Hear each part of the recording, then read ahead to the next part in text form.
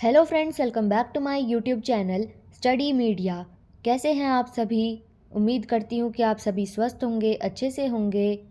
तो आज इस वीडियो में हम करने वाले हैं क्लास 8 वसंत भाग 3 का पाठ 8, जिसका नाम है सुदामा चरित। पिछली वीडियो में मैंने आपको पाठ 7 कबीर की साखियाँ करवाया था। तो चलिए आज इस वीडियो में हम करेंगे इसका सार, सरलार्थ, प्रश्न अभ्यास और बहुविकल्पीय प्रश्नोत्तर। तो सबसे पहले इसका सार आता है। इस पाठ में श्री कृष्ण और सुदामा एक माध्यम से सच्ची मित्रता का मर्मस्पर्शी उदाहरण प्रस्तुत किया गया है। इनकी मित्रता को सच्ची मित्रता के आदर्श रूप में देखा जा सकता है। ऐसी मित्रता जो अनुकरणीय है। वर्तमान संदर्भ में यह मित्रता और भी महत्वपूर्ण बन जाती है जब व्यक्ति बुरे समय में अपने मित्र को पहचानने से भी इनकार कर देता है। श्री कृष्ण ने बुरे समय में सुदामा की मदद करके उनको अपने ही समान बना दिया। इस कविता में श्री कृष्ण और सुदामा की मित्रता का वर्णन है। श्री कृष्ण और सुदामा बाल सखा थे। ऋषि संदीपनी के आश्रम में पढ़ने वाले गुरु भाई थे। कालांतर में श्री कृष्ण द्वारकाधीश बने और सुदामा अत्यंत गरीब हो गए। सुदामा अपनी पत्नी को अपनी तथा कृष्ण की मित्रता के बारे में बता चुके थे। सुदामा कृष्ण से कोई मदद नहीं मांगना चाहते थे, पर अपनी पत्नी के समझाने बुझाने पर वे फटेहाल स्थिति में द्वारका स्थित श्री कृष्ण के भवन जा पहुँचे, जहाँ उनको ऐसी हालत में देखकर द्वारपाल ने उनको दरवाजे पर ही रोक दिया। उसने जाकर श्री कृष्ण को बताया, सुदामा की दीन दशा तथा फटे कपड़े आदि के बारे में बताया तथा यह भी कहा कि वह अपना नाम सुदामा बताते हैं। वह चकित होकर अपने भवन को देखे जा रहा है। द्वारपाल के मुख से सुदामा नाम सुनते ही श्री कृष्ण के मन में न जाने क्या आया कि वे सारा काम काज छोड़कर सुदामा से मिलने को नंगे पैर ही दौड़ पड़े। वे भावुक होकर सुदामा से मिलते हैं। उनके कांटे चुभे पांवों तथा उनमें फटी बिवाइयाँ देखकर कृष्ण बहुत दुखी होते हैं। वह सुदामा से ऐसी दयनीय हालत देखकर रो उठते हैं। उसी समय वह सुदामा द्वारका एक पोटली को छुपाता हुआ देख लेते हैं। वे सुदामा को बचपन की एक घटना की याद दिलाते हैं, जब सुदामा गुरु माता द्वारा दिए गए चने को अकेले खा गए थे। उन्होंने सुदामा से यह भी कहा कि चोरी की आदत में तो आप बड़े ही कुशल हैं। कृष्ण ने सुदामा की सेवा तो की, पर विदाई के समय उन्होंने नकद कुछ भी नहीं दिया। द्वारका से आते समय सुदामा बहुत खींच रहे थे। वे कृष्ण के बचपन की आदतें याद करते हुए कहते हैं, अरे यह वही कृष्ण है जो तनिक सी दही के लिए घर घर चोरी करता फिरता था। आज यह द्वारका का राजा भले ही बन गया है, पर है तो वो वही कृष्ण। यही सोचते खींचते सुदामा अपने गांव पहुंच गए, किंतु वहां चारों ओर द्वारका जैसा ही धन वैभव, राजमहल आदि देखकर चकित एवं भ्रमित हो जाते हैं कि कहीं वे वापस द्वारका तो नहीं आ गए हैं। वे सारे गांव में खोजकर थक गए थे, पर अपनी टूटी झोपड़ी को नहीं खोज पाए। सुदामा अपनी झोपड़ी के बारे में सबसे पूछते फिर रहे थे। कृष्ण की कृपा से सुदामा की दशा बदल चुकी थी। नंगे पांव रहने वाले सुदामा के दर पर अब गजराज खड़े थे। कठोर धरती पर रात बिताने वाले को अब कोमल सेज पर भी नींद नहीं आती थी। इस प्रकार श्री कृष्ण ने अपने बचपन के मित्र की दशा बदलकर मित्रता का ऐसा अनुपम उदाहरण प्रस्तुत किया जिसे सुदामा जान भी न सके तथा उनकी विपिनता संपन्नता में बदल गई। अब हम करते हैं इसका सरलार्थ।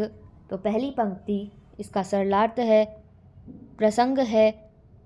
प्रस्तुत पंक्तियाँ हमारी हिंदी की पाठ्य पुस्तक वसंत भाग 3 सुदामा चरित पाठ से ली गई हैं। इसके कवि श्री नरोत्तम दास जी हैं। इसमें कवि ने सुदामा की दीन दशा का वर्णन किया है। इसका सरलार्थ है, कवि कहता है कि द्वारपाल श्री कृष्ण को बताते हैं कि प्रभु द्वार पर एक निर्धन व्यक्ति आया है। उसके सर पर पगड़ी नहीं है और तन पर कुर्ता भी नहीं है, पता नहीं कौन से गांव से आया है। उसकी धोती फटी हुई है, उसके पैरों में जूते नहीं है। वह निर्धन कमज़ोर महल के द्वार पर खड़ा है। वह बार बार महल को देखे जा रहा है। वह आपका महल पूछ रहा है और अपना नाम सुदामा बता रहा है। दूसरी पंक्ति इसका सरलार्थ है। कवि कहता है कि सुदामा को देखकर श्री कृष्ण जी कहते हैं कि ऐसी पैरों की विवाई फूटी हुई थी, ऐसे लग रहा था जैसे कांटों का जाल उग आया हो। मित्र, तुमने कितने दुख पाए, तुमने यहाँ आने में इतनी देर क्यों लगाई। सुदामा की दीन दशा को देखकर श्री कृष्ण जी फूट फूट कर रोने लगे। उन्होंने परात में पानी को हाथ नहीं लगाया, आंसुओं से ही अपने मित्र के पैरों को धो दिया। तीसरी पंक्ति सरलार्थ। कृष्ण जी अपने सखा से कहते हैं कि मित्र, भाभी ने मेरे लिए कुछ न कुछ ज़रूर दिया होगा, तुम उसे मुझे क्यों नहीं दे रहे हो। तुम उस पोटली को अपने बगल में किस लिए दबाए बैठे हो। चौथी पंक्ति इसका सरलार्थ है। कृष्ण अपने मित्र सुदामा से कहते हैं कि बचपन में गुरु माता ने जो चने दिए थे उसे तुम अकेले ही चबा गए थे। इसी पर श्री कृष्ण हंसते हुए कहते हैं कि मित्र, आज भी तुम चोरी की कला में निपुण हो। तुम पोटली को अपनी कांख में दबाए हुए हो, तुम उस पोटली को खोल क्यों नहीं रहे हो। तुम पिछली बार भी इसी तरह भाभी के चावलों को अकेले नहीं खा सकते। पांचवी पंक्ति इसका सरलार्थ है। कवि कहता है कि सुदामा घर वापस जाते हुए मन ही मन बीते पलों को याद करते हैं और श्री कृष्ण का प्रसन्न होकर मिलना और आदर की बातें करना कितना आनंददायक था। कृष्ण द्वारा दी जाने वाली विदाई को याद करना, जिसे व्यक्त कर पाना कठिन है। क्या हुआ जो अब श्री कृष्ण इतना राजकाज है, मैं तो यहाँ आना ही नहीं चाहता था, उन्हीं ने भेज दिया जबरदस्ती। छठी पंक्ति सरलार्थ है इसका। कवि कहता है कि सुदामा की दशा के बारे में यही अंदाज़ा लगाया जा सकता है कि वह कुछ अनाज के लिए घर घर जाकर भीख मांगता था। अब उसके पास सब कुछ था, सब सुख सुविधाएं भरी पड़ी थीं। सातवीं पंक्ति इसका सरलार्थ है। कवि कहता है कि जब सुदामा अपने गांव वापस आ जाता है तो वह देखता है कि सारा गांव द्वारिका जैसा लग रहा है। यहाँ पर भी हाथी घोड़े थे। वह सोचता है कि कहीं मैं रास्ता भूलकर वापस द्वारिका तो नहीं आ गया। सुदामा का मन बार बार लालायित हो उठता है और सारा गांव छान मारता है। अपनी कुटिया के बारे में सोचता है। सभी से पूछते हैं पर अपनी कुटिया ढूंढ नहीं पाते हैं। आठवीं पंक्ति इसका सरलार्थ है। कवि कहता है कि जहाँ सुदामा की टूटी फूटी झोपड़ी थी वह अब महल है, जिसके पैरों में जूता तक नहीं होता था। आज उसके लिए महावत तैयार खड़े हैं। पहले रातें भूमि पर सोकर बिताते थे, अब कोमल बिस्तर पर नींद नहीं आती है। पहले ढंग का भोजन नहीं मिलता था, लेकिन अब किशमिश भी अच्छी नहीं लगती है। अब हम करते हैं इसका प्रश्न अभ्यास। प्रश्न 1, सुदामा की दीन दशा देखकर कृष्ण की क्या मनोदशा हुई, अपने शब्दों में लिखिए। इसका उत्तर है, श्री कृष्ण सुदामा की दीन दशा को देखकर व्याकुल हो उठे। ये देखकर कृष्ण फूट फूट कर रोने लगे। उन्होंने सुदामा के पैरों को अपने आंसुओं से ही धो डाला, परात के पानी को हाथ भी नहीं लगाया। दूसरा प्रश्न, पानी परात को हाथ छुए नहीं, नैनन के जल से पग धोए। पंक्ति में वर्णित भाव का वर्णन अपने शब्दों में लिखिए। इसका उत्तर है, श्री कृष्ण का अपने मित्र के प्रति प्रेम प्रकट हुआ। सुदामा की दयनीय दशा को देखकर कृष्ण बहुत दुखी हो जाते हैं। वे इतने दुखी हो जाते हैं कि पानी से पैरों को धोने की बजाय अपने आंसुओं से मित्र के पैरों को धो देते हैं। सच्चे अर्थों में श्री कृष्ण एक भक्तवत्सल स्वामी हैं। प्रश्न 3, चोरी की बान में हौजू परवीने। पहला, उपरोक्त पंक्ति कौन किससे कह रहा है। दूसरा, इस कथन की पृष्ठभूमि स्पष्ट कीजिए। तीसरा, इस शिकायत के पीछे कौन सी पौराणिक कथा है।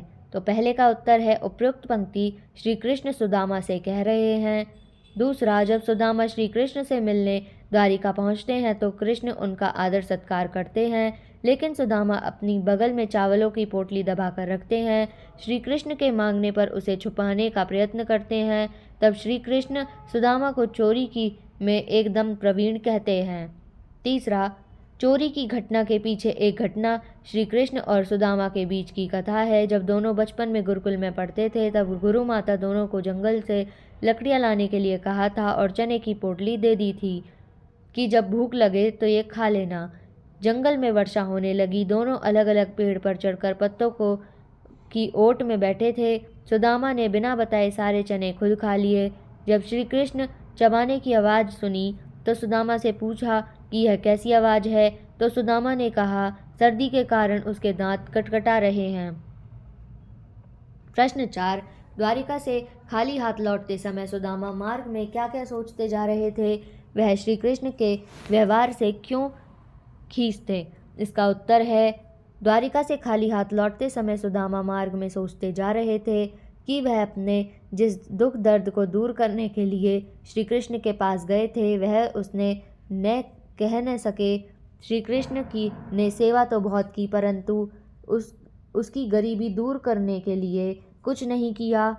प्रश्न 5, अपने गांव लौटकर जब सुदामा अपनी झोपड़ी नहीं खोज पाए तो उनके मन में क्या क्या विचार आए? इसका उत्तर है, सुदामा के मन में भाव आए थे कि वह कहीं गलती से रास्ता भटक कर कहीं और तो नहीं पहुंच गया। उसकी झोपड़ी तो टूटी फूटी सी थी लेकिन अब वहाँ बड़े बड़े महल हैं। वह पहले से ही दुखी था और अब उसकी झोपड़ी न मिलने पर दुखी हो गया। प्रश्न 6, निर्धनता के बाद मिलने वाली संपन्नता का चित्रण कविता के अंतिम पंक्तियों में वर्णित है, उसे अपने शब्दों में लिखिए। इसका उत्तर है, निर्धनता के बाद मिलने वाले संपन्नता की से जब दिन बड़े आनंददायक हो जाते हैं। पहले वह 2 जून रोटी के लिए नंगे पैर चलता था, अब मखमल का जूता है, घर में नौकर हैं, झोपड़ी महल में बदल जाती है। अब हम करते हैं इसके बहुविकल्पीय प्रश्न उत्तर। तो पहला प्रश्न, निम्नलिखित में से उचित शब्द भरकर पूर्ति कीजिए। चोरी की बान में हौजू, ऑप्शन ए अधीने, ऑप्शन बी प्रवीणे, ऑप्शन सी नवीने, ऑप्शन डी प्राचीने। इसका उत्तर है ऑप्शन बी। प्रश्न 2, सुदामा कहाँ जा रहे थे? ऑप्शन ए मंदिर, ऑप्शन बी अपनी पत्नी के गांव, ऑप्शन सी अपने मित्र कृष्ण के पास, ऑप्शन डी अपने पिताजी से मिलने। इसका उत्तर है ऑप्शन सी। प्रश्न 3, इस कविता के रचयिता हैं option A Surdas, option B Matin Das, option C Narottam Das, option D Narmadas. इसका उत्तर है ऑप्शन सी। प्रश्न 4, श्री कृष्ण ने सुदामा की दशा कैसी देखी? ऑप्शन ए दयनीय, ऑप्शन बी ठीक ठाक, ऑप्शन सी हीन, ऑप्शन डी अच्छी। इसका उत्तर है ऑप्शन ए। प्रश्न 5, सुदामा ने द्वारिका पहुंचकर निम्नलिखित में से किसका धाम पूछा था? ऑप्शन ए यशोदा का, ऑप्शन बी नंद का, ऑप्शन सी श्याम का, ऑप्शन डी कंस का। इसका उत्तर है ऑप्शन सी। प्रश्न 6, सुदामा की पत्नी ने उपहार स्वरूप पोटली में कुछ दिया था, उस पोटली में निम्नलिखित में से क्या था? Option A तंदुल, option B Mishthan, option C चने, ऑप्शन डी इनमें से कोई नहीं। इसका उत्तर है ऑप्शन ए। प्रश्न 7, द्वार पर खड़े व्यक्ति की धोती कैसी थी? ऑप्शन ए पीताम्बरी, ऑप्शन बी फटी सी, ऑप्शन सी रंगीन, ऑप्शन डी सफ़ेद। इसका उत्तर है ऑप्शन बी।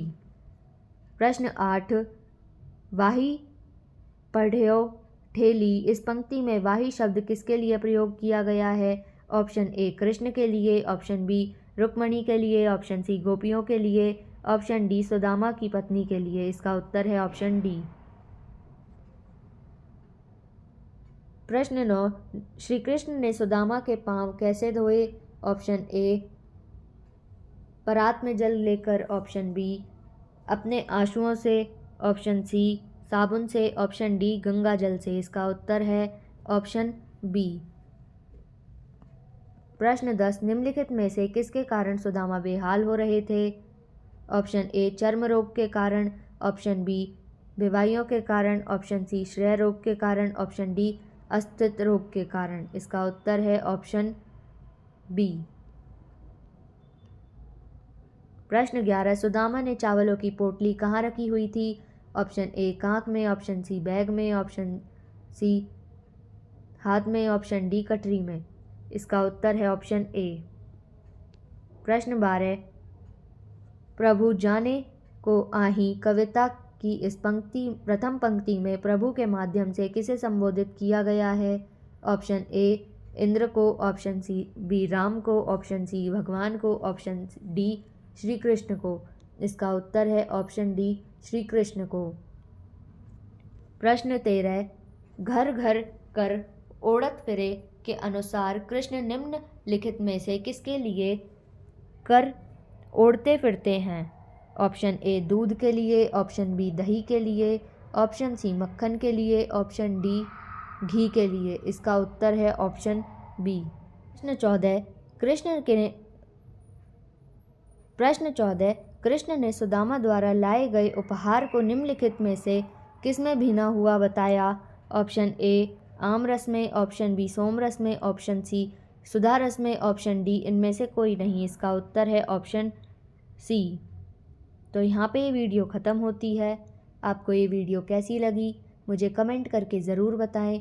वीडियो को लाइक करें, शेयर करें और चैनल को सब्सक्राइब करना ना भूलें। Thank you.